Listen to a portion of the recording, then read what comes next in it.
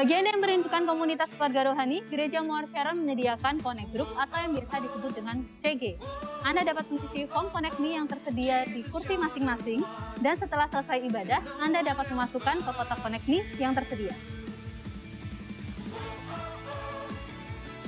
Di antara jam ibadah, gereja kita selalu melakukan disinfeksi ruangan untuk memastikan agar jemaat dapat beribadah dengan nyaman. Setelah keluar dari ruangan ibadah, Anda dapat pulang dan tidak bergerombol. Gereja Muar Sharon Jakarta telah mempersiapkan yang terbaik untuk Anda. Selamat beribadah, selamat hari Minggu, dan Tuhan Yesus memberkati.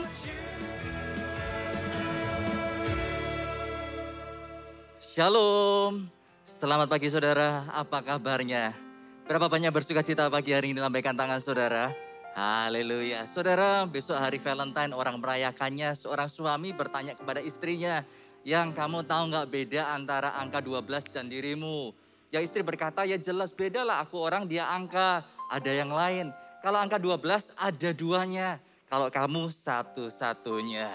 Nah saudara, kita tahu bahwa Valentine menjadi perayaan bagi banyak orang, tapi kita seringkali lupa bahwa setiap hari adalah kesempatan untuk menabur benih. Yang setuju katakan yes. Dan di kesempatan pagi hari ini kami juga ingin menabur benih bagi Anda, menabur benih kasih sayang dengan menyambut bagi saudara sekalian yang baru pertama kali hadir ibadah di Gereja Muar Sharon. Dapatkah Anda melambaikan tangan di mana Anda berada? Haleluya, saya melihat tangan-tangan yang terangkat.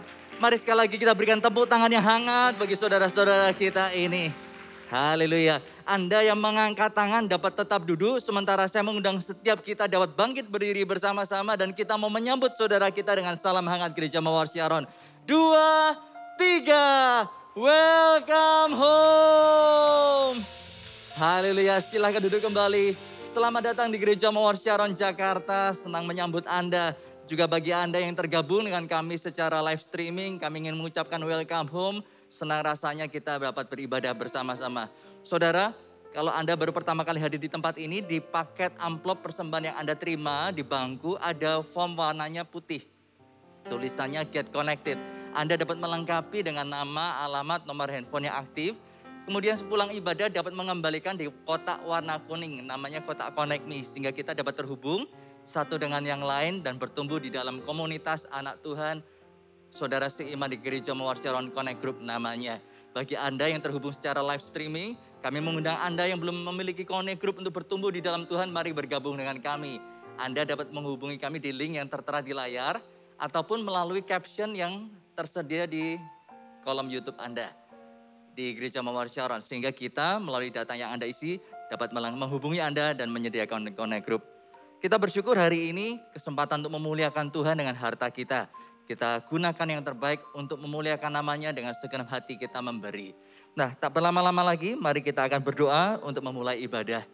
Bapa, kami bersyukur untuk anugerah-Mu, kalau pagi hari ini kami dapat berkumpul bersama-sama dan memuliakan nama Tuhan. Kerinduan kami, kehadiran kami menyenangkan hati-Mu.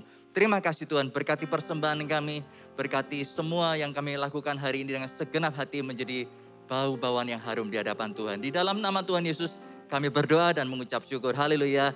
Amin. Selamat beribadah saudara.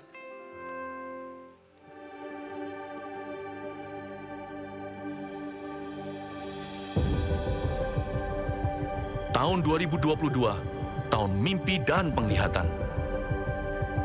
Oh, betapa mulianya mimpi Bapa atas kita anak-anaknya. Adopsilah dalam jiwa visi kerajaan sorga atas hidup kita, atas keluarga kita, atas pekerjaan dan bisnis kita, atas masa kecil, masa muda, dan masa tua kita. 2030, 300 gereja, urapan korporat untuk kita semua. Bayarlah harga kekudusan demi sebuah mimpi dari Allah. Apapun yang terjadi tahun ini, peganglah perjanjianmu dengan Tuhan erat di dada. Bersabar dalam menanti janji, sebab pengharapan tidak mengecewakan. Latihlah telinga roh dan kepekaan sebelum membuat perencanaan dalam hikmat-hikmat yang tak terduga. Bahkan langit pun bukanlah batasnya, hingga keturunan kita menjadi berkat bagi bangsa-bangsa. Generasi bapa dan generasi anak berlomba-lomba dalam gelanggang ilahi. Visi anak-anak kita akan melampaui mimpi kita. Di sini Tuhan setia hingga ribuan generasi. saling mengasihi dan saling mengampuni saat Tuhan meninggikan kita, tiada batu sandungan bagi generasi anak panah.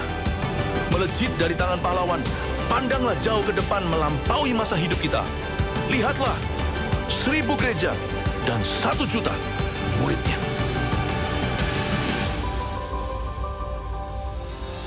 Shalom jemaat Tuhan, sama-sama kita bangga berdiri. Kita tinggikan Dia, Tuhan yang benar, amin. Haleluya.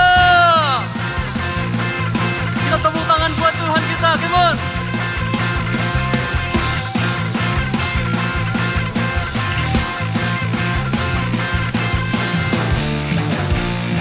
Katakan, kau gunung batuku, kau gunung batuku, dan kau kota bentengku, tak akan ku ragu. Kau menjamin hidupku, kau keselamatanku, dan kau yang membelaku, tak akan ku takut. Kuasamu di semua tangannya. Walau badai menerpa di dalam hidupku, namun tanganmu, Tuhan, mengangkatku tinggi. Kau Tuhan yang benar, tak pernah tinggalkan. Dahulu, sekarang, selamanya, janjimu tak berubah. Kau Alfa dan Omega, awal dan akhir. Semesta alam memuja Engkau Tuhan yang benar. Mari bertepuk tangan buat Tuhan kita. Serukan haleluya. Ya Tuhan. Sekali katakan, kau gunung batuku, kau gunung batuku, dan kau yang membelaku, tak akan ku takut. Oh, kau keselamatan kami, dan kau yang membelaku, tak akan ku takut. Kuasamu, semua tangannya, come on. Walau badai menerpa di dalam hidupku, namun tanganmu, oh, mengangkatku tinggi. Kau Tuhan yang benar, tak pernah tinggalkan. Dahulu, sekarang, selamanya, janjimu tak berubah. Kau Alfa dan Omega, awal dan akhir. Semesta alam memuja Engkau Tuhan yang benar. Sekali lagi memuji Tuhan, come on. Wow, wow, wow, wow. Musik memuji Tuhan.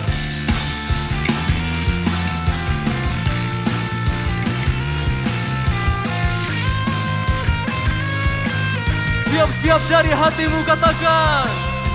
Walau badai menerpa di dalam hidupku, namun tanganmu, amin, mengangkatku tinggi. Kau Tuhan yang benar, tak pernah tinggalkan. Dahulu, sekarang, selamanya, janjimu tak berubah. Kau Alfa dan Omega, awal dan akhir. Semesta alam memuja Engkau Tuhan yang semesta alam memuja, semesta alam memuja, semesta alam memuja Engkau Tuhan yang benar.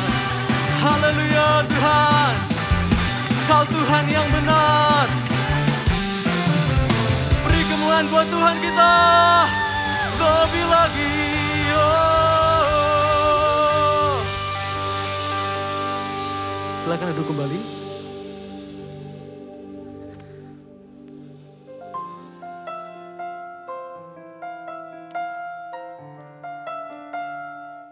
Kau buka hati kami Tuhan. Kami mau masuk dalam hadirat-Mu di tempat ini. Terima kasih Yesus.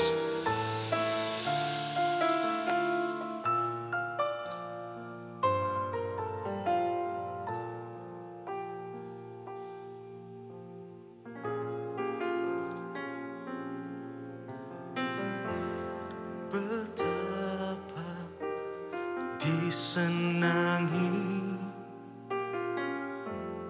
tempat kediamanmu, jiwaku hancur merindukan pelataranmu.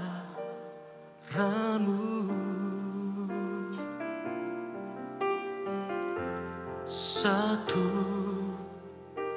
yang ku pinta, diam di rumahmu dan terus memuji Engkau. Itu bahagiaku.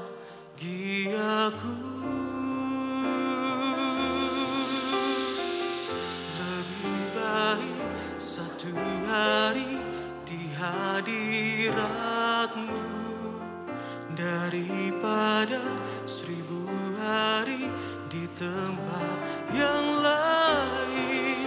Oh Yesusku, terimalah melodi ini yang mengalun hanya bagimu, Raja. Kasih tepuk tangan buat Tuhan kita. Haleluya Tuhan. Sama-sama kita katakan. Betapa disenangi, oh, tempat kediamanmu, jiwaku hancur merindukan pelataranmu. Satu yang ku pinta,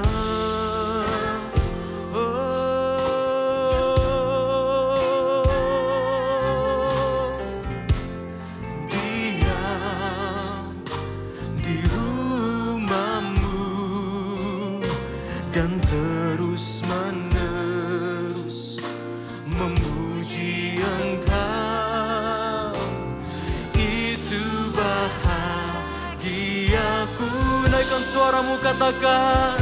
Oh, lebih baik satu hari di hadiratmu daripada 1000 hari di tempat yang lain. Oh Yesusku, terimalah melodi ini yang mengalun hanya bagimu, Rajaku. Lebih baik,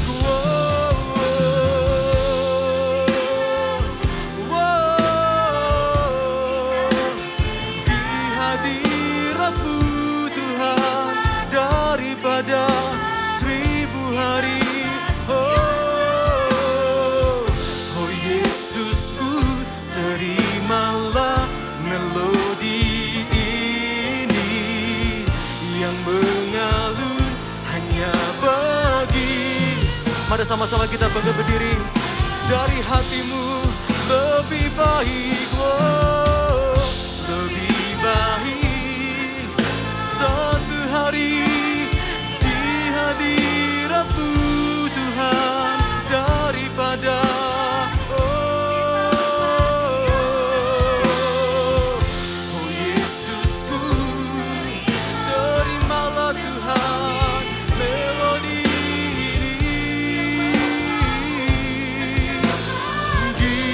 Gembira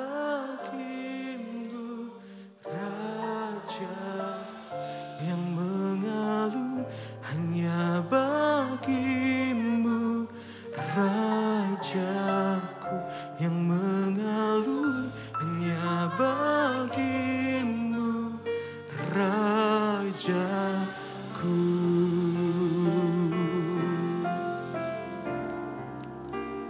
Kau ku sembah, Kau ku sembah, Kau ku sembah,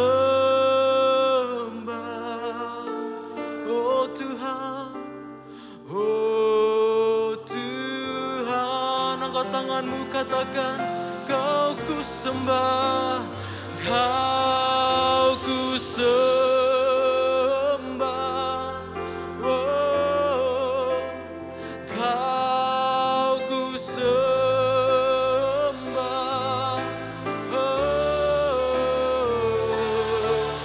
ku sembah,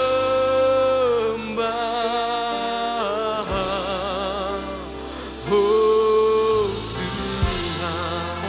Kau ku sembah, Kau ku sembah, Kau kami sembah. Oh,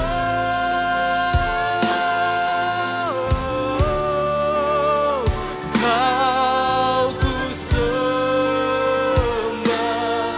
oh Tuhan. Yes Lord, Kau kami sembah, Kau ku sembah, Kau kami sembah, Kau ku sembah. Hanya Kau yang layak Tuhan, Kau ku sembah.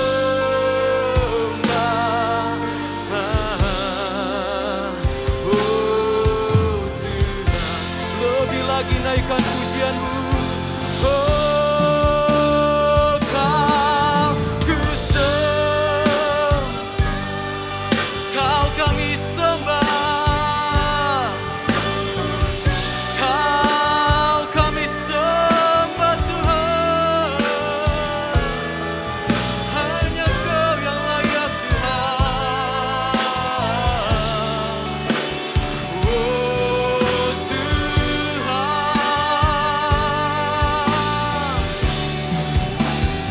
Kau ku sembah, oh, Kau ku sembah, Kau ku sembah, oh Tuhan. Lebih lagi katakan, Kau ku sembah, Kau ku sembah,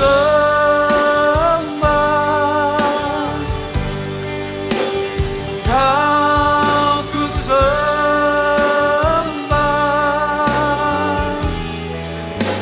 Kau ku sembah,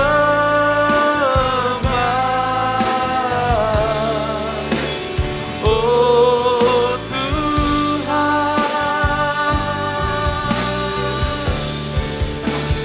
Kau ku sembah, Kau ku sembah,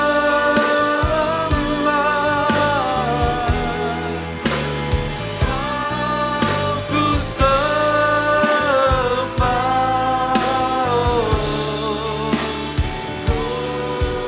Tuhan. Mari kita angkat tangan sama-sama. Kami bersyukur buat hari ini, buat hadirat-Mu di dalam rumah-Mu. Baik kami yang hadir secara onsite maupun mengikuti secara online. Kami tahu Tuhan punya berkat tersendiri untuk kami. Pada hari ini, berbicara atas kami. Roh Kudus, hadirat-Mu menaungi setiap kami. Bahwa kami menangkap apa yang menjadi rahasia dari kebenaran firman Allah. Urapi hamba-Mu dan urapi seluruh umat-Mu ya Tuhan. Di dalam rumah-Mu kami tahu, kami akan memperoleh berkat-berkat-Mu. Terima kasih Bapa. Kami siapkan hati yang terbaik di dalam nama Tuhan Yesus. Semua yang diberkati katakan, amin. Kita berikan tepuk tangan bagi Tuhan kita. Anda dipersilakan duduk kembali. Shalom Bapak Ibu semua. Saya juga ingin menyapa bagi Anda yang mungkin dalam kondisi yang tidak memungkinkan untuk datang di onsite. Saya percaya asal hati Anda terbuka, Anda akan tetap mendapatkan berkat. Saudara, hari ini saya akan memberikan judul firman Tuhan, Relationship Goal. Kita buka sama-sama di Kejadian pasal yang kedua, dikatakan begini saudara. Ayat yang ke-18, Tuhan Allah berfirman, tidak baik kalau manusia itu seorang diri saja. Aku akan menjadikan penolong baginya yang sepadan dengan dia. Dalam terjemahan bahasa Inggris diterjemahkan seperti ini, it is not good that the man should be alone. Memang ayat ini seringkali dipakai untuk masalah jodoh. Tapi kalau Anda lihat lebih dalam lagi, ternyata Tuhan itu sebetulnya ingin berkata kepada kita bahwa kesendirian itu tidak baik. Maksudnya alone, bukan lonely atau bukan kesepian, tapi alone. Maksudnya manusia yang sendiri itu apa sih? Manusia yang sendiri itu manusia yang terisolasi, manusia yang tidak punya hubungan, manusia yang eksklusif, manusia yang tersendiri atau yang menyendiri. Nah, kondisi ini tidak baik. Dari sini kita bisa tahu bahwa Tuhan itu menciptakan kita untuk membangun hubungan. Katakan amin. Tuhan itu enggak menciptakan kita untuk terisolasi atau tersendiri.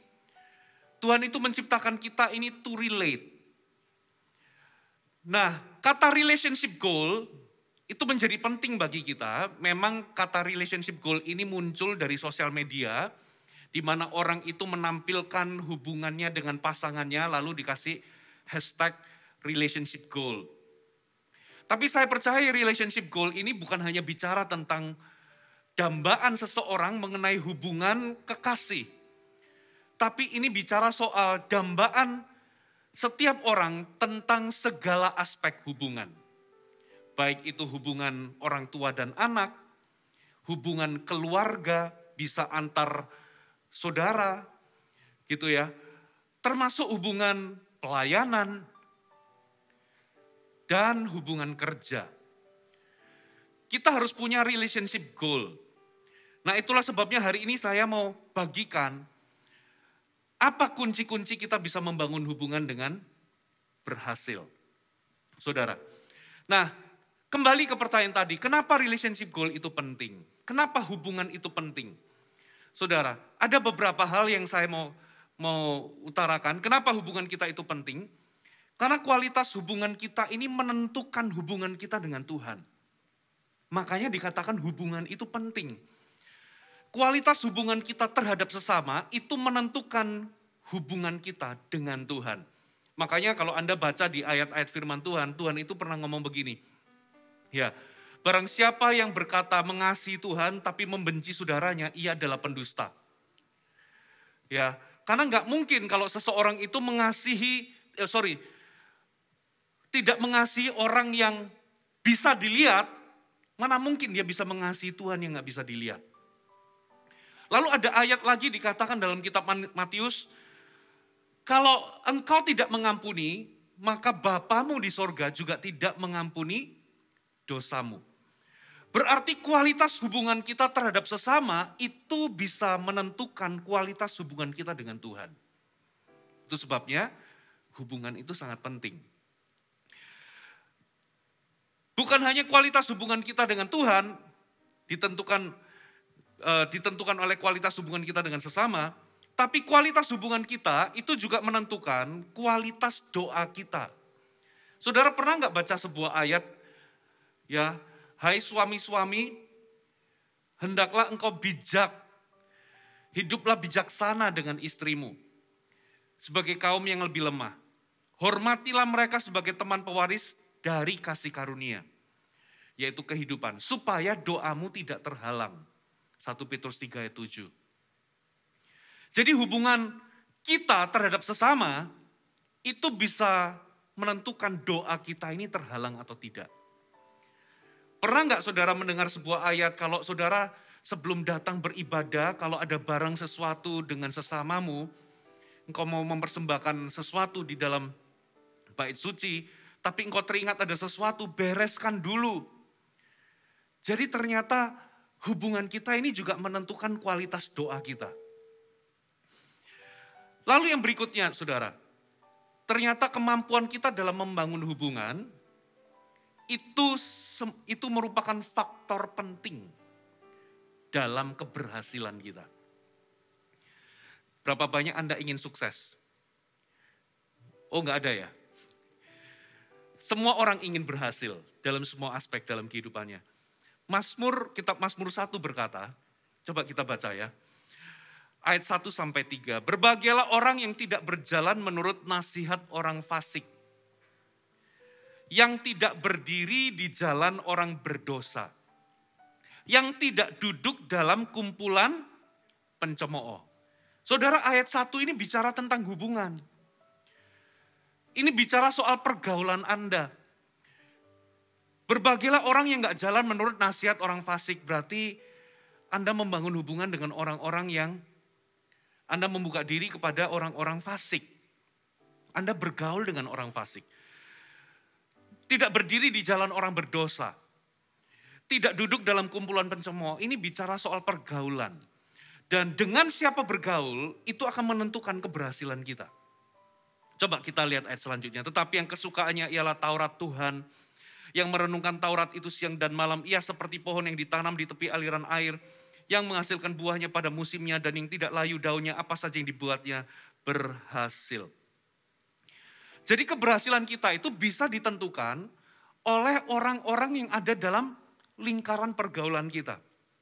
Hubungan kita ini bisa mempengaruhi keberhasilan kita. Dan tahukah saudara, saya pernah baca sebuah literatur mengatakan begini. Literatur ini ngomong begini, faktor kesuksesan banyak orang itu kepengen sukses mengejar skill dan pengetahuan. Itu tidak salah, tapi dikatakan begini, ternyata itu hanya menyumbangkan 15% dari keberhasilan. Ternyata 85%-nya itu adalah tergantung dari kemampuan dia membangun hubungan. Katakanlah kalau Anda itu pinter, Anda punya banyak kemampuan, tapi kalau Anda nggak bisa menempatkan diri, Anda tidak pandai menghargai orang di dalam tempat kerja, Anda tidak tahu respect kepada pimpinan. Kalau Anda nggak punya kemampuan di dalam membangun hubungan, sekalipun Anda pintar dan pandai, Anda nggak akan berhasil. Saudara, itulah sebabnya hubungan itu penting. Hal yang berikutnya, kenapa hubungan itu penting? Karena hubungan yang kita miliki itu bisa mengembangkan karakter kita. Saudara, untuk mengembangkan skill atau kemampuan kita, itu kita bisa sendirian. Tapi untuk mengembangkan karakter, itu butuh orang lain. Yang setuju katakan amin.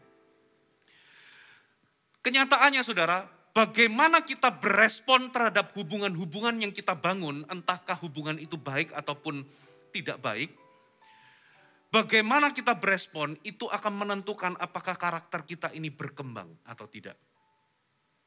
Itulah sebabnya hubungan itu penting, saudara. Nah, sekarang saya ingin Anda membuka satu ayat, Matius 16 ayat 19. Matius pasal yang ke-16 ayat 19.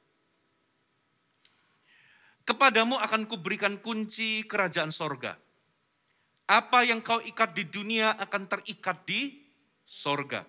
Dan apa yang kau lepaskan di dunia ini akan terlepas di sorga. Saudara, saya ingin membacakan, memang gak saya tampilkan, tapi dari versi firman Allah yang hidup. Dikatakan begini. Dan aku akan memberikan kepadamu kunci kerajaan sorga. Dalam terjemahan bahasa Inggris itu keys of the kingdom. Berarti bukan hanya single, tapi plural atau jamak. Tuhan itu memberikan kita kunci-kunci kerajaan sorga. Lalu pintu apapun yang kau kunci di bumi, akan terkunci juga di sorga. Pintu apapun yang kau buka di bumi, akan terbuka di sorga. Jadi what you lock on earth will be locked in heaven. Apa yang kau kunci di bumi, terkunci di sorga. Apa yang kau buka di bumi, akan terbuka di sorga. Jadi dengan kata lain, saudara, ternyata kita bagi orang-orang yang sudah lahir baru, kita ini dikatakan waktu kita lahir baru, kita itu masuk dalam kerajaan sorga. Katakan amin. Kita ini sudah berada dalam kerajaan Allah. Kerajaan Allah itu bukan sebuah tempat, kerajaan Allah itu sebuah dimensi di mana kita itu hidup di bawah pemerintahan Allah. Nah, ketika kita hidup dalam kerajaan Allah, ternyata Tuhan itu memberikan kita kunci-kunci kerajaan. Ada amin. Kunci kerajaan ini berguna bagi kita. Nah, contohnya kalau Anda masuk di dalam di sini misalnya di ruangan ini, Anda masuk di lobinya gereja. Tapi kalau Anda nggak punya kunci menuju ke ruang ibadah, Anda nggak bisa masuk. Kalau Anda nggak punya kunci menuju ke toilet, Anda nggak bisa masuk di toilet. Kalau Anda nggak punya kunci menuju dapur, Anda nggak bisa makan. Atau di tempat makan gitu ya. Kalau Anda nggak punya kunci untuk menuju ke, katakanlah di mana? Tempat tidur atau kamar, Anda nggak bisa istirahat di situ. Jadi sekalipun Anda sudah masuk dalam halaman, atau di lobi gereja, tapi kalau Anda nggak punya kuncinya, Anda nggak bisa menikmati apa yang tersedia di dalam gereja itu. Di dalam rumah itu. Nah, kebenarannya adalah begini. Kita ini ternyata sudah dikasih kunci-kunci kerajaan sorga. Ada amin. Nah, masalahnya begini. Ada banyak orang percaya, mereka teriak, mereka sudah masuk dalam kerajaan, tapi mereka teriak, aku capek, aku lelah, aku lapar, terus aku kekurangan. Padahal Tuhan sudah berkata, kamu sudah punya kuncinya. Kalau kamu itu lapar, seharusnya kamu pakai kunci untuk membuka pintu dapur dan kamu masak dan makan. Kalau kamu capek, kamu harusnya buka kunci kamar untuk kamu bisa istirahat. Ada amin? Kalau kamu kekurangan, kamu bisa buka ruangan tempat penyediaan Tuhan itu disediakan bagimu. Nah, apa maksudnya kunci? Ternyata kunci itu adalah otoritas. Katakan amin. Nah, sekalipun kita punya otoritas, tapi kalau kita nggak ngerti rahasianya, yaitu firman Allah, itu juga nggak berguna. Contoh, kalau Anda dibawain Tuhan segudang kunci, atau 10 kunci di dalam tangan Anda. Tapi Anda nggak tahu ini kunci untuk pintu yang mana.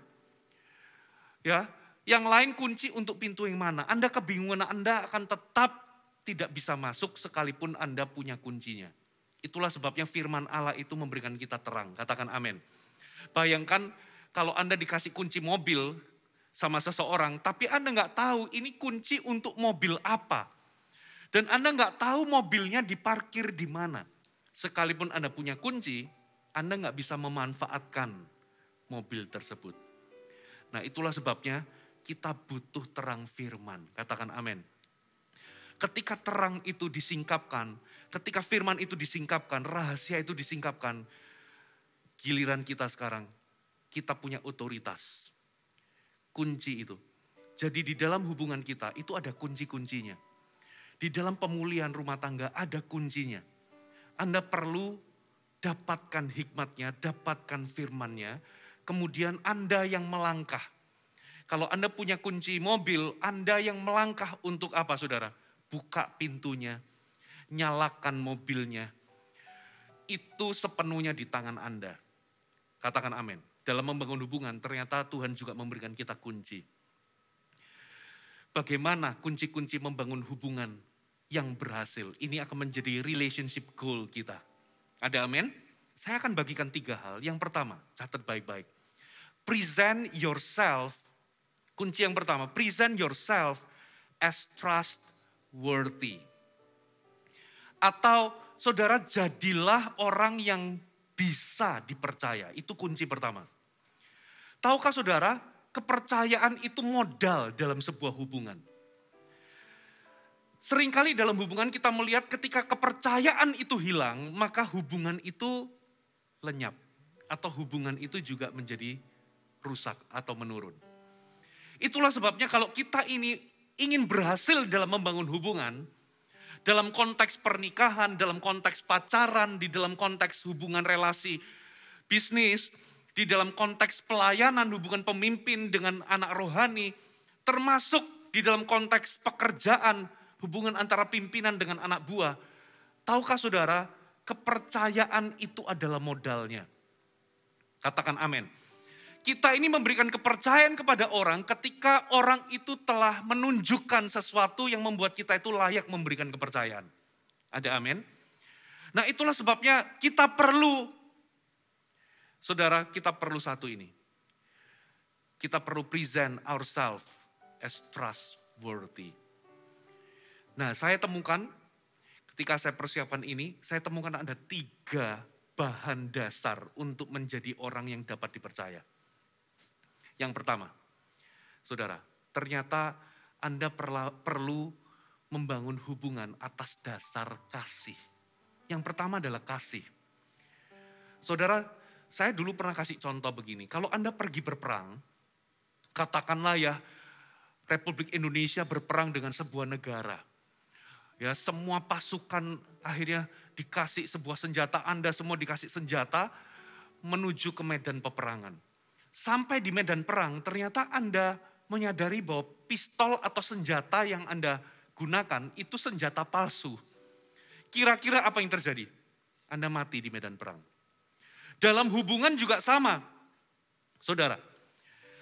Dalam hubungan pacaran juga sama, dalam hubungan suami istri juga sama, pernikahan. Kalau Anda membangun hubungan pakai cinta palsu, hubungan Anda akan mati. Makanya ada 2 jenis kasih. Yang pertama adalah love, yang kedua adalah lust. Kasih itu beda dengan nafsu. Nah apa maksudnya? Begini loh, apa sih kasih itu? Kasih adalah sebuah keputusan untuk kita ini, sebuah keputusan atas keinginan kita untuk menguntungkan orang lain kalau bisa kita berkorban. Itu namanya kasih. Ada amin. Kebalikannya adalah nafsu, bersifat mementingkan diri sendiri. Keputusan yang dibuat atas dasar ingin diuntungkan kalau bisa mengorbankan orang lain. Makanya saya seringkali dalam khotbah-khotbah pernikahan atau bimbingan pernikahan ataupun khotbah waktu resepsi atau waktu pemberkatan nikah, saya selalu katakan jangan menikah untuk dibahagiakan. Jangan menikah untuk cari bahagia. Kenapa saudara? Karena banyak orang tendensinya, aku ingin dibahagiakan kalau bisa korbankan pasangan. Pokoknya yang penting aku bahagia. Itu nggak bisa. Yang ada terjadi Anda adalah saling menuntut. Apa yang perlu Anda lakukan? Bangun hubungan Anda atas dasar kasih. Anda memutuskan untuk menguntungkan orang lain kalau bisa Anda berkorban. Dan apa yang terjadi saudara? Hubungan Anda akan kokoh. Katakan amin. Terus bagaimana dengan hubungan bisnis? Sama saudara. Saudara suka nggak Anda berpartner dengan orang yang fokusnya mencari keuntungan dan kalau bisa mengorbankan diri Anda? Pasti nggak mau. Tapi bayangkan Anda ketemu sama partner, rekan bisnis, yang fokusnya adalah menguntungkan diri Anda, dan kalau bisa dia berkorban, lalu Anda sendiri berespon yang sama. Anda juga ingin menguntungkan rekan bisnis Anda, kalau bisa Anda berkorban. Dan kalau dua-duanya fondasinya begini, saya percaya partner bisnis ini pasti akan awet. Katakan amin. Itulah sebabnya orang yang membangun hubungan atas dasar kasih, orang ini akan gain atau orang ini akan mendapatkan kepercayaan. Ada amin. Yang kedua, kejujuran dan keterbukaan. Saudara pernah nggak saudara dalam membangun hubungan Anda itu bertanya-tanya, kira-kira orang yang mau saya nikahi ini atau orang yang mau saya jadikan pasangan hidup ini atau jadikan pacar gitu ya. kira-kira orang ini tulus atau enggak ya? Kira-kira orang ini benar-benar cinta enggak ya? Kira-kira ketika aku bangun hubungan sama orang ini, kira-kira orang ini bakal mengecewakanku atau mengkhianatiku enggak ya? Kira-kira kalau aku ini berpartner bisnis dengan orang ini, kira-kira orang ini bakal menipu atau tidak ya? Kira-kira orang ini itu baik atau enggak ya? Dia ini benar atau enggak ya? Kalau Anda bertanya-tanya begini, gimana cara temukan jawabannya? Sederhana, saudara. Saudara coba cek atau uji, coba lihat apakah orang ini jujur atau tidak. Katakan amin. Jadi kalau Anda ini membangun hubungan sama orang, katakanlah pacaran ya. Anda lihat pasangan Anda itu dikit-dikit bohongin orang tuanya. Udah sampai mana? Padahal masih baru mau mandi, tapi ngomongnya udah on the way, sudah di jalan tol. Kecil kan? Nggak apa-apa Pastor Fuji, dia ini cuman nggak mau ribet aja, dia bohongin kecil itu bohongin kecil. Tapi kalau sama aku sayang kok dia. Nggak apa-apa Pastor Fuji, dia memang kalau bisnis begitu, dia sedikit-dikit nipu, biar memang kalau nggak nipu itu nggak dapat untung. Tapi kalau sama aku, dia pasti sayang. Saudara dengar baik-baik, kalau Anda menemukan gejala ini, dia dikit-dikit bohong, dia dikit-dikit nipu di dalam kerjaan, dengar baik-baik. Anda akan menjadi orang yang naif kalau Anda berpikir bahwa dia nggak akan bohongi Anda. Jadi, simple. Kalau Anda mau tahu orang itu baik atau enggak, dia jujur atau enggak. Halo, amin. Coba kita buka satu ayat ya. Mari kita buka Amsal 24 ayat 25. Amsal 24 ayat yang ke-25. Siapa memberi jawaban yang tepat, mengecup bibir. Terjemahan Alkitab yang terbuka, diterjemahkan seperti ini, AYT. Siapa memberi jawaban jujur, mengecup bibir. Terjemahan yang lain, jawaban yang jujur bagaikan kecupan pada bibir. Ya, satu terjemahan yang lain saya bagikan ya. Jawaban yang jujur membuktikan persahabatan yang sejati. Versi bahasa Inggrisnya, an honest answer is like a kiss on the lips. Versi New Living Translation, an honest answer is like a kiss of friendship. Apa sih maksud dari ayat ini? Jadi jawaban yang jujur itu ibarat kecupan di bibir. Kecupan di bibir itu bicara soal keintiman atau kedekatan. Jadi kejujuran dan keintiman itu berjalan beriringan. Anda nggak mungkin mendapatkan kedekatan atau keintiman dengan seseorang tanpa kejujuran. Katakan amin.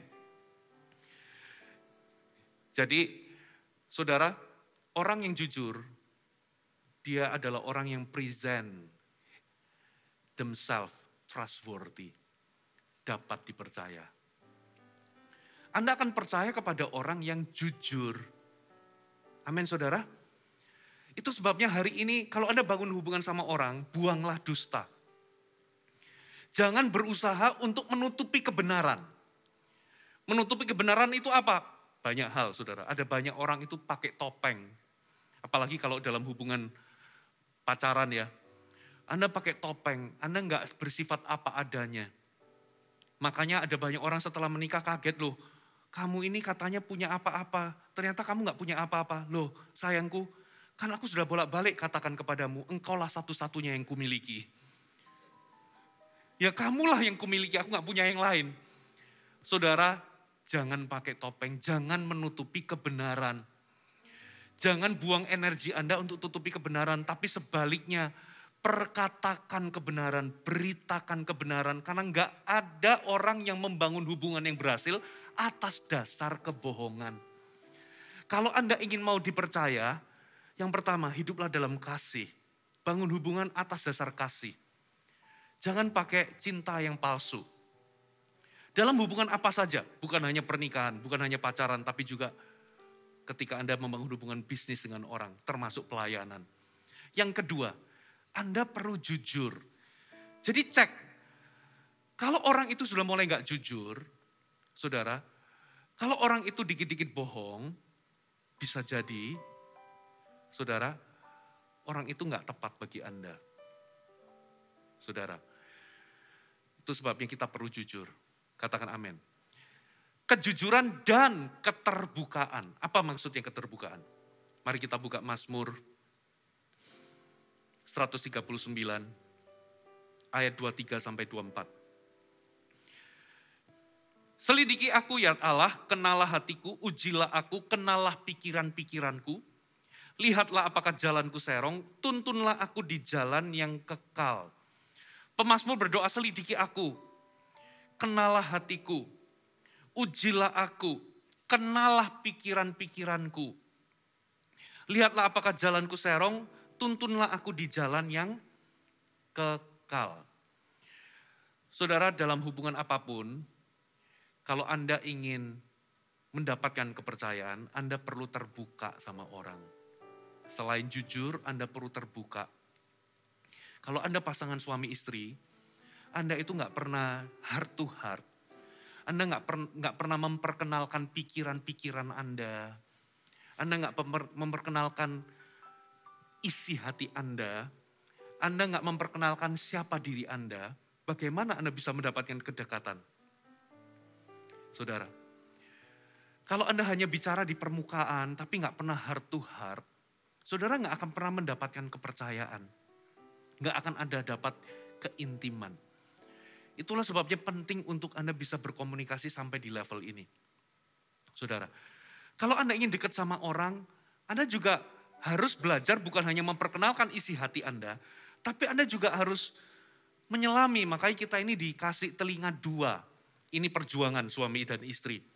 Saya nggak katakan bahwa saya ini ahli di dalam mendengarkan, tapi di dalam pengalaman kami menikah belasan tahun, saudara, saya belajar untuk mendengarkan itu nggak mudah. Saudara, berkali-kali istri saya mencoba ini, kadang namanya pria itu ya, nggak mudeng-mudeng loh saudara. Isi hatinya wanita itu, keinginannya apa? Ya, untungnya istriku ini punya kemampuan untuk apa? Dia itu mengungkapkan, menjelaskan, sampai butuh waktu untuk saya bisa memahami. Karena apa? Nggak mudah memang memahami.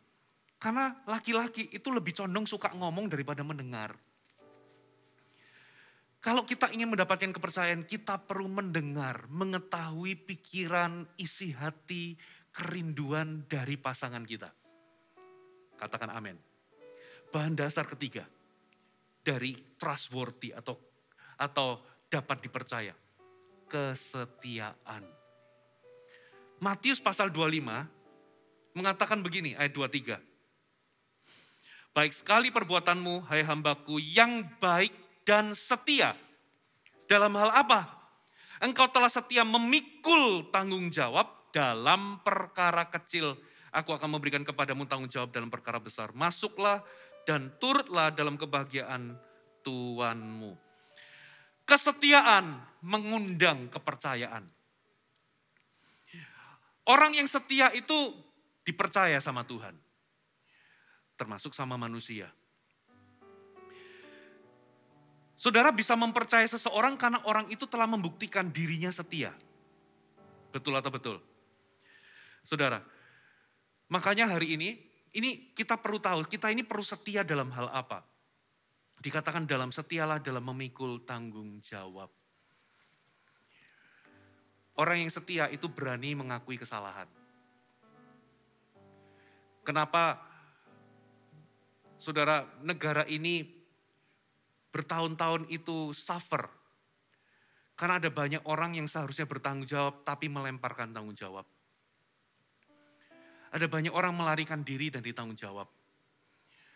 Saudara, kalau Anda salah dan Anda berani mengakui kesalahan Anda kepada anak Anda dan kepada pasangan, saya percaya mungkin Anda akan dapat marahnya, tapi Anda nggak akan kehilangan kepercayaan.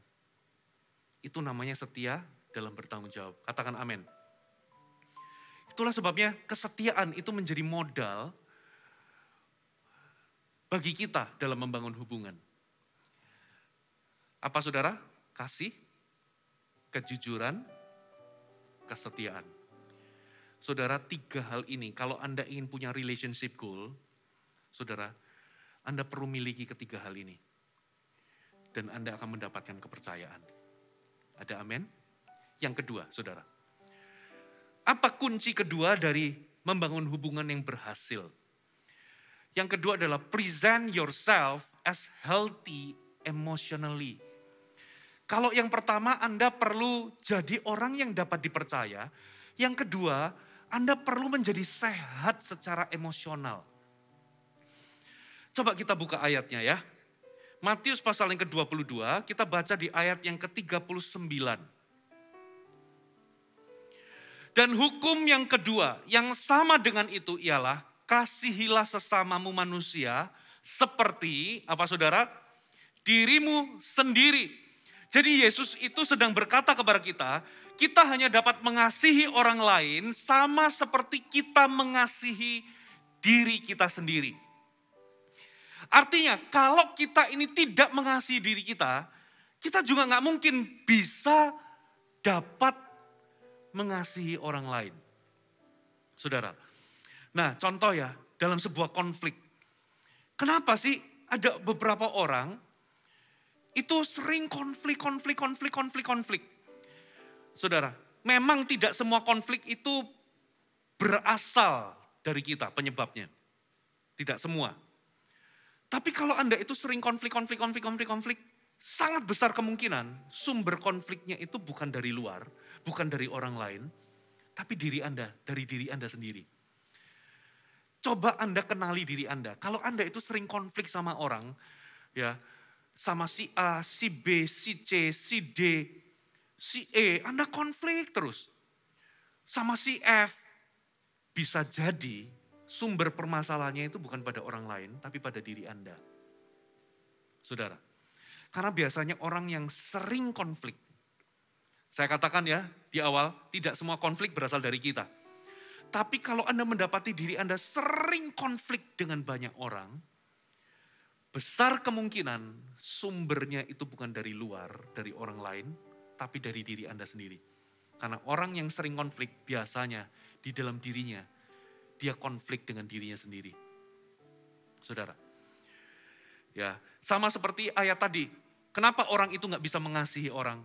Karena dia tidak bisa mengasihi dirinya sendiri. Saudara, ada orang-orang suka marah, sensitif, gampang marah. Sebetulnya sumbernya simple kok. Sebetulnya dia itu punya kemarahan terhadap dirinya sendiri. Ada orang-orang itu yang suka berperilaku buruk. Kenapa saudara? Karena ternyata di dalamnya, saudara, karena orang ini pernah melakukan sebuah kesalahan dan dia tahu bahwa itu adalah salah.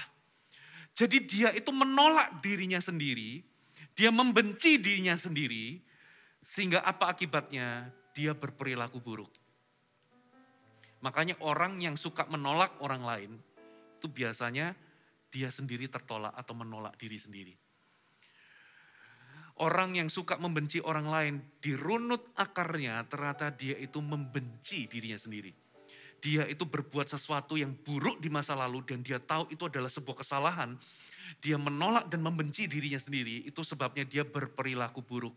Dia menolak orang, dia kasar sama orang, ya dia marah terhadap dirinya sendiri, tapi kemarahannya itu dia lampiaskan kepada orang, gitu ya. Lalu apa saudara? Dia membenci orang, tapi ujungnya sebetulnya karena dia membenci dirinya sendiri, dia nggak bisa memaafkan dirinya sendiri. Orang yang tidak mengampuni orang lain, besar kemungkinan dia juga nggak bisa mengampuni dirinya sendiri. Saudara, nah jadi dalam hal ini, makanya kenapa kunci yang kedua adalah Anda perlu sehat secara emosional. Karena itu akan mempengaruhi bagaimana Anda menjalin hubungan. Katakan amin. Saudara, pernah nggak Anda dengar kata-kata yang bernada mentalitas korban? Aku udah putus asa, saya sudah mau cerai. Kenapa? Karena masalahnya ada pada suamiku. Masalahnya ada pada istriku. Aku begini karena dia. Gara-gara dia. Ya, aku ini adalah korban suami yang hidupnya nggak beres. Atau istri yang hidupnya nggak beres. Saya tidak bertumbuh karena pemimpinku ini ember mulutnya. Saudara, kita bertumbuh atau tidak itu tergantung dari respon kita. Saya kepahitan karena bos saya ini begini. Saya adalah korban. Saudara, coba lihat nada-nadanya. Semuanya punya satu kesamaan. Ya, orang yang bermentalitas korban selalu melihat permasalahan itu pada orang lain dan bukan pada diri sendiri. Nah, itulah sebabnya kalau kita ingin berhasil dalam menjalin hubungan, kita perlu mengenali diri kita sendiri. Kita perlu examine, kita perlu memeriksa hati kita, kondisi batin kita ataupun emosional kita. Ada amin. Coba cek ya. Saudara, dengan siapa saudara lebih sering konflik berulang-ulang? Pasangan, orang tua, anak, mertua, bos, pemimpin, bawahan. Dalam area mana Anda sering alami konflik? Keluarga, pelayanan, bisnis, pekerjaan. Emosi-emosi apa yang mengikat, yang sering muncul berulang-ulang? Marah, iri, cemburu, minder, takut, insecure, khawatir, kepahitan, sulit menerima kesalahan, dendam, merasa dikontrol orang. Reaksi-reaksi apa yang sering muncul ketika Anda konflik dengan orang? Reaksinya apa, saudara? Menghindar. Ada orang yang tipenya withdrawal syndrome. Menghindar, membisu gitu ya. Suami itu caranya istri menghukum suami, menghindar. Didiemin selama sebulan. Suaminya menderita, saudara. Menyerang, bertengkar, melukai, menyalahkan orang lain, dan lain sebagainya. Coba cek diri Anda sendiri. Jangan ngecek orang lain. Ada amin? Kebiasaan apa yang sering mengakibatkan saudara berperilaku nggak baik? Menghakimi orang, suka menghakimi orang, cepat bereaksi atau reaktif, cepat marah, cenderung skeptis, cenderung negatif sama orang. Selalu bawaannya negatif. Nah, coba Anda cek diri Anda. Ya. Coba cek diri Anda. Kalau Anda mendapati, kalau Anda gini loh, Anda minum air dingin, lalu gigi Anda ngilu, atau minum air panas, gigi Anda ngilu, itu adalah sebuah pertanda bahwa gigi Anda bisa jadi berlubang dan busuk. Perlu segera ditambal, dibersihkan dan ditambal. Perlu segera diobati. Katakan amin. Nah, jadi kalau Anda memeriksa diri Anda sering mendapati ada pola-pola tertentu, bisa jadi itu adalah sebuah pertanda dari Tuhan. Kalau Anda itu sering ngilu, ya, Anda itu sering, ya tadi seperti tanda-tanda tadi keluar, bisa jadi itu pertanda dari Tuhan bahwa Anda perlu membereskan hati Anda. Katakan amin. Kalau sering muncul konflik, muncul iri, muncul dendam, muncul suka menghakimi orang, sensitif, gitu ya, gampang marah, gampang emosi, gampang curiga. Saudara, dalam hubungan-hubungan yang Anda bangun, baik dalam pernikahan, bisnis, pelayanan, saudara, itu bisa jadi sebuah tanda bahwa ada sesuatu yang perlu dibereskan. Saudara, ketika Anda minum air dingin, gigi Anda ngilu, air dingin itu hanyalah pemicu, bukan penyebab. Penyebabnya adalah gigi Anda sakit, gigi Anda lubang. Lubang membusuk kena ke syaraf. Perlu ke dokter gigi untuk dibersihkan, ditambal, diperbaiki. Kalau di dalam di dalam Anda menjalin hubungan, di dalam semua aspek hubungan, ada konflik yang berulang, ada emosi-emosi negatif yang terus mengikat Anda. Ya, ada kebiasaan-kebiasaan dan perilaku buruk yang muncul di dalamnya. Itu sebuah pertanda bahwa ada sesuatu yang tidak beres di dalam diri Anda, di dalam hati kita. Nah, saya propose dengan 3 hal, bagaimana Anda bisa menjadi sehat secara emosional. Yang pertama, berdamailah dengan orang lain. Apa maksudnya berdamai dengan orang lain? Saudara, ini yang saya maksud membereskan luka. Saudara, kita ini hidup, Coba saya mau tanya, siapa yang gak pernah sakit hati selama Anda hidup? Ada? Kalau ada, biar saya foto sebentar. Saya pajang, ini manusia langka, perlu dilestarikan. Gak pernah, gak mungkin ada. Kita semua ini pasti pernah sakit hati, pernah terluka.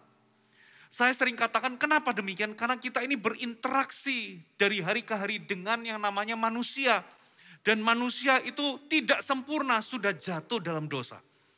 Kita ini punya potensi dilukai orang, diperlakukan gak adil sama orang, disakiti orang. Termasuk sebaliknya kita juga punya potensi untuk menyakiti orang, mengecewakan orang. Jadi kita ini pasti dalam hidup ini terluka atau disakiti. Nah, disakiti dengan hidup dalam sakit hati itu perkara yang berbeda. Katakan amin. Saudara, Anda disakiti itu di luar kontrol. Tapi kalau Anda sampai hidup dalam kepahitan, itu adalah keputusan Anda. Kabar baiknya adalah kita bisa sembuh dari luka. Ada amin.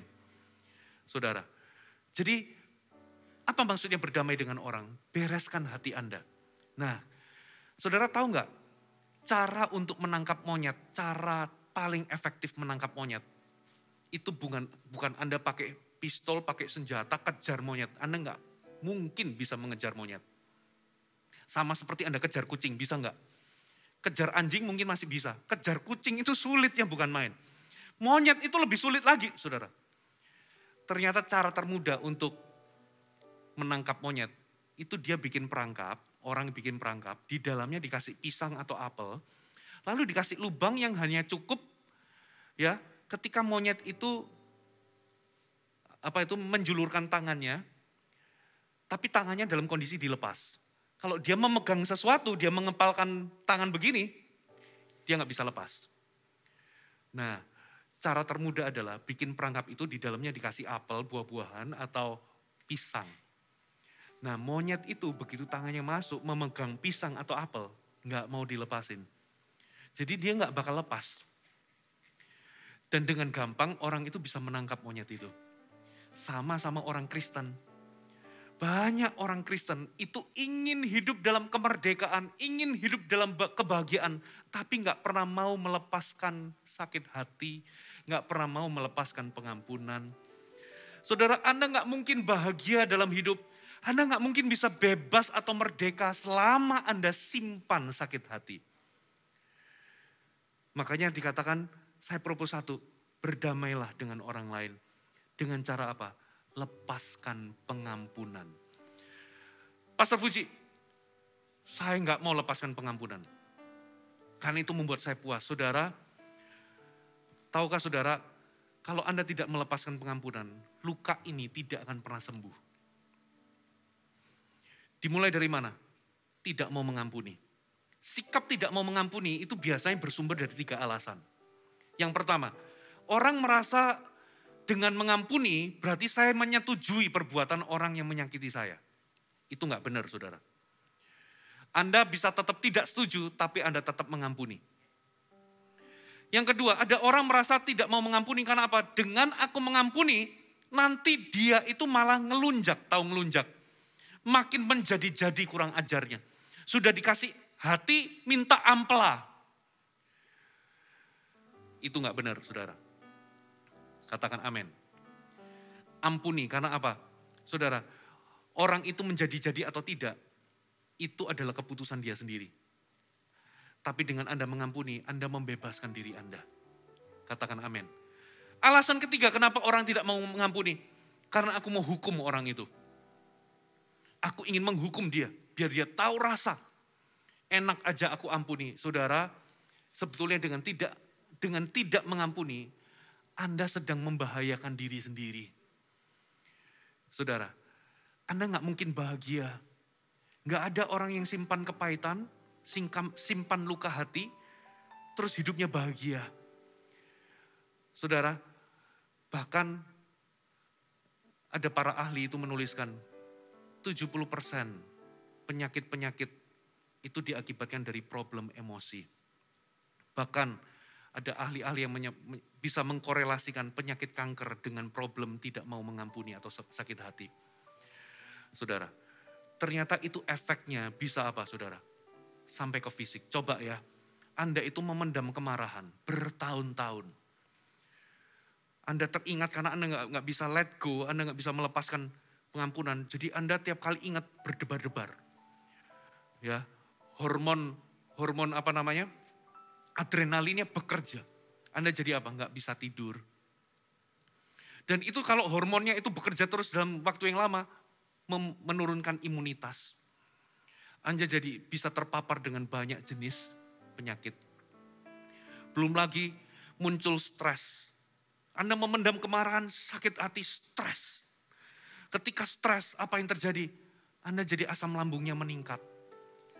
Saudara, asam lambung itu bahaya loh. Asid itu ya, kena ke besi-besi itu bisa dimakan sama asid. Bayangkan kalau gasnya itu nyambung ke atas. Makanya orang bisa sesak nafas. Ya, organ-organnya bisa luka. Kenapa? Itu gas asid itu bahaya kalau naik ke atas. Mertua saya itu punya gas asid itu menghancurkan gendang telinganya. Ya cek di telinga, di dokter manapun sampai ada satu dokter, oh bu ini gara-gara asam lambung berlebihan. Saya mikir, asam lambung kok bisa nyambung ke kuping? Bisa saudara. Asam lambungnya naik ke ini loh, saluran tenggorokan, ini ada saluran ke telinga. Itu bisa menghancurkan saudara. Nah itu bisa, banyak orang itu bisa kena asam lambung tinggi. Dan berbagai macam penyakit, darah tinggi dan lain sebagainya. Saudara, lepaskan pengampunan. Katakan amin.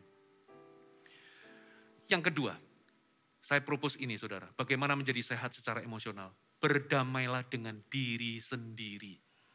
Katakan diri sendiri. Saudara, Petrus itu pernah menyangkal Yesus. Abraham itu pernah melakukan kesalahan yang besar. Dengan apa? Dia tidur dengan Hagar. Muncullah Ismail. Daud itu pernah berzina. Apalagi? Yunus itu pernah lari dari panggilan Tuhan. Tapi kenapa kok nasibnya beda sama Yudas? Menurut Anda kesalahan mereka dengan kesalahannya Yudas sama enggak? Sama, Yudas itu mengkhianati Yesus. Apa bedanya dengan Petrus? Sama-sama, Petrus itu malah menyangkal itu pakai bersumpah serapah loh. Ngaku gak kenal. Itu sama-sama bobotnya. Tapi kenapa Yudas beda nasibnya? Sederhana saudara. Yudas itu hanya masuk ke jalan penyesalan. Gak ada ujungnya. Dia jadi menyesal, dia tahu itu kesalahan, makanya dia pergi dengan sedih, dilempar uangnya. Gitu ya. Dia jadi membenci dirinya sendiri, dia nggak bisa menerima dirinya sendiri, dia tidak bisa mengampuni dirinya sendiri. Dan ujungnya dia bunuh diri. Tapi apa bedanya dengan Petrus, Abraham, Daud, Yunus? Bedanya adalah mereka masuk ke yang namanya jalan pertobatan. Beda loh pertobatan itu dengan penyesalan. Saudara, hari ini satu hal yang Tuhan janjikan, kalau kita mengakui dosa kita dan kita bertobat, Dia mengampuni dosa kita. Bukan hanya Dia mengampuni, tapi tidak lagi mengingat-ingat dosa kita. Bukan karena Tuhan lupa ingatan atau Tuhan bisa lupa, tapi Tuhan memutuskan tidak mengingat-ingat lagi seolah-olah Anda nggak pernah buat salah sama Tuhan. Pengampunannya nyata. Kalau Tuhan demikian rupa mengampuni kita, Anda perlu mengampuni diri sendiri. Berdamai dengan diri sendiri. Kalau Anda lakukan sesuatu yang buruk di masa lalu, Anda memukul diri, Anda membenci dan menolak diri sendiri. Akui bahwa itu kesalahan, bawa ke Tuhan, terima pengampunan Tuhan. Lalu, terimalah dirimu sendiri. Ampuni dirimu sendiri. Katakan amin. Yang ketiga, bagaimana sehat secara emosional? Berdamailah dengan Tuhan. Saudara, Yesus mati di atas kayu salib. Dia dicambuk, dia dilukai, dia diludahi, dia diolok-olok, dia nggak salah, dianggap salah. Supaya hari ini, apapun kesalahan kita bisa memperoleh pengampunan. Dengan kata lain, alamilah kasih Tuhan. Semakin Anda mengalami kasih Tuhan, Anda bisa mengasihi. Amin. Yang terakhir, kunci yang ketiga, bagaimana Anda bisa berhasil menggenapi relationship goal Anda. Yang ketiga adalah present yourself as an ambassador of Christ. Coba kita buka satu ayat ya. 2 Korintus pasal yang kelima ayat 20. Jadi, kami ini adalah utusan-utusan Kristus. Versi terjemahan bahasa Inggrisnya dikatakan, we are therefore Christ ambassadors. Kita adalah ambasadornya atau duta-dutanya Kristus. Kita adalah utusan-utusan Kristus. Seakan-akan Allah menasihati kamu dengan perantaraan siapa? Kita atau kami. Dalam nama Kristus kami meminta kepadamu. Berilah dirimu didamaikan dengan Allah. Jadi yang ketiga, kunci yang ketiga, kalau Anda ingin berhasil di dalam hubungan adalah bahwa orang-orang yang ada di sekitar Anda, di dalam lingkaran hubungan Anda, bawa mereka kepada Kristus. Kalau Anda sayang sama nenek Anda, selama nenek Anda hidup, beritakan Injil kepada nenek Anda. Kalau Anda sayang sama kakek Anda, cari kesempatan untuk bisa beritakan keselamatan yang ada pada Yesus Kristus.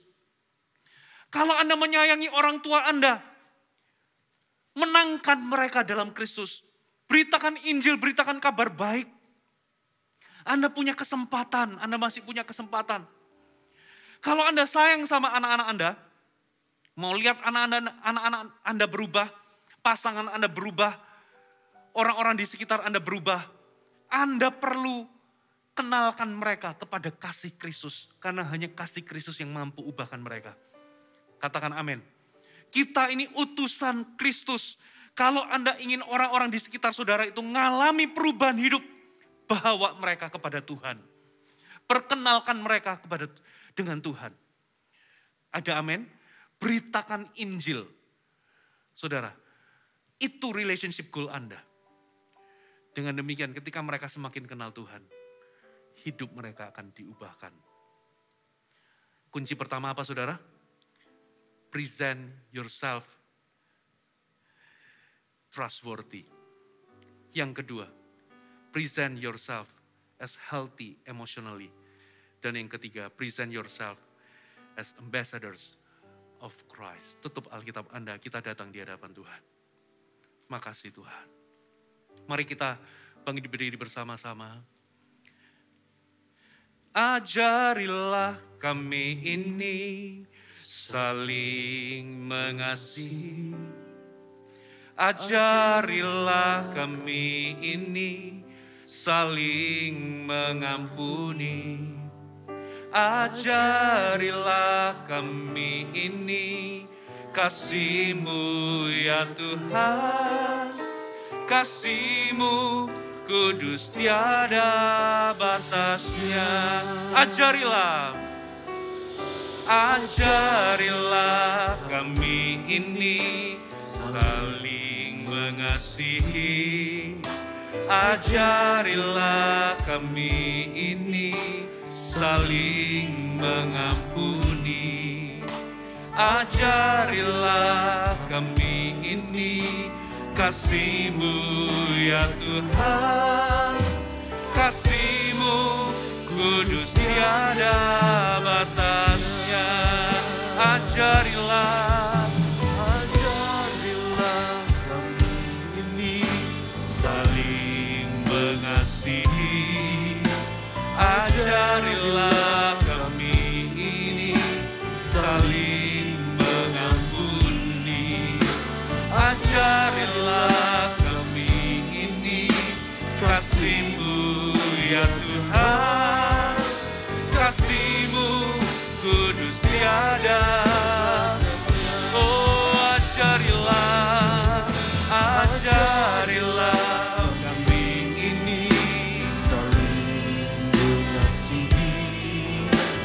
Ajarilah kami ini saling mengampuni.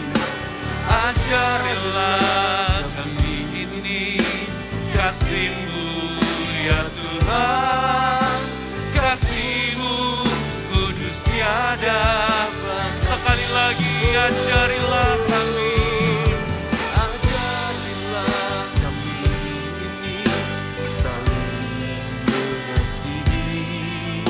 Ajarilah kami ini saling mengampuni. Oh, ajarilah kami ini kasih-Mu ya Tuhan. Kasih-Mu kudus tiada batas. Mari kita berbahasa lidah sama-sama. Oh, rabaka barabara barabara barabara barabara syaka barabara barabara barabara. Oh, rabaka basyaka barabara barabara barabara. Oh, rabaka basyaka barabara barabara barabara barabara. Oh, rabaka barabara yaso. Haleluya. Ajarilah, ajarilah kami ini. Oh, ajarilah kami ini saling mengampuni. Oh, ajarilah kami ini kasih-Mu ya Tuhan. Kasih-Mu kudus tiada batasnya. Kasih-Mu, kasih-Mu kudus tiada batasnya.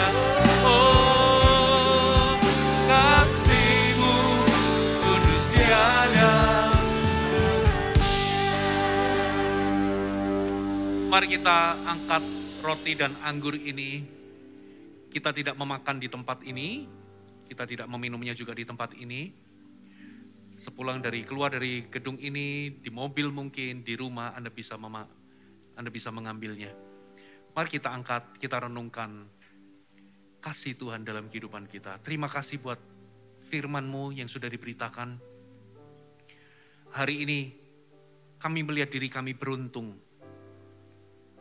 Apapun kondisi kami melihat diri kami, memperhitungkan diri kami sebagai orang yang paling beruntung di jagat semesta ini.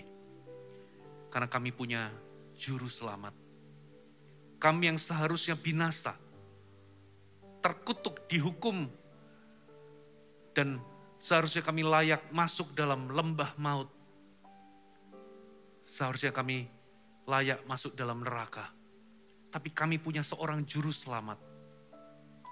Juru selamat yang naik di atas kayu salib untuk menebus dosa kami, menggantikan dosa kami, dan memberikan pengampunan dosa atas kami. Kami ucapkan syukur untuk tubuh yang Kau serahkan, menjalani hukuman yang seharusnya kami jalani. Kami juga mengucap syukur untuk darah yang tertumpah untuk kami. Karena Engkau dimahkotai duri, dicambuk, disakiti, dilukai. Sehingga darah itu tertumpah. Supaya hari ini kami yang penuh dengan dosa dan kesalahan. Yang seharusnya kami layak menerima ganjaran. Kami beroleh pengampunan dosa. Kami diampuni. Sehingga kami menjadi bersih, suci di mata-Mu. Kami percaya ketika kami makan roti ini nanti dan meminumnya, meminum anggur ini, kami percaya kami bersekutu dan bersatu dengan tubuh dan darah-Mu. Terima kasih ya Tuhan. Di dalam nama Tuhan Yesus. Mari kita angkat tangan sama-sama. Kita berdoa terlebih dahulu untuk persembahan. Kami mengucap syukur untuk kesempatan kami bisa beribadah pada pagi hari ini. Kalau pulang dari tempat ini kami diberikan kesempatan memberikan persembahan. Kau berkati setiap persembahan kami. Kami melihat persembahan kami sebagai benih yang kami tabur untuk Injil bisa semakin luas diberitakan. Kami mau melihat ada buah jiwa-jiwa di dalamnya. Dan jemaat yang dikasihi Tuhan, pulanglah dengan membawa damai sejahtera dan membawa berkat daripada Allah Bapa. Berkat penyediaan, berkat kecukupan dan kelimpahan. Tidak dibiarkannya Anda kekurangan, dicukupi semua kebutuhanmu. Terimalah berkat kasih karunia daripada Yesus Kristus. Anda selalu menemukan kasih karunia di dalam namanya. Apapun yang Anda hadapi dalam kehidupan ini, terimalah penyertaan dari Allah Roh Kudus yang tinggal dan senantiasa menemani diri Anda. Ia akan setia membimbingmu kepada seluruh kebenaran. Aku lepaskan berkat ini di dalam nama Tuhan Yesus. Semua yang percaya dan terima, katakan amin. Kita berikan tepuk tangan bagi Tuhan. God bless you. Shalom saudara, kami percaya Anda telah diberkati melalui firman Tuhan yang dibagikan ataupun ibadah yang baru saja kita jalani. Kami persilahkan Anda dapat kembali duduk. Untuk menerima arahan Asher, mempersilahkan Anda meninggalkan ruang ibadah ini. Sambil menanti arahan tersebut, Anda dapat mempersiapkan persembahan. Tidak usah buru-buru, sehingga yang terbaik dan dengan segenap hati Anda berikan kepada Tuhan untuk kemuliaan namanya. Akhir kata, tetap jaga kesehatan dan sampai jumpa minggu depan. Tuhan Yesus memberkati.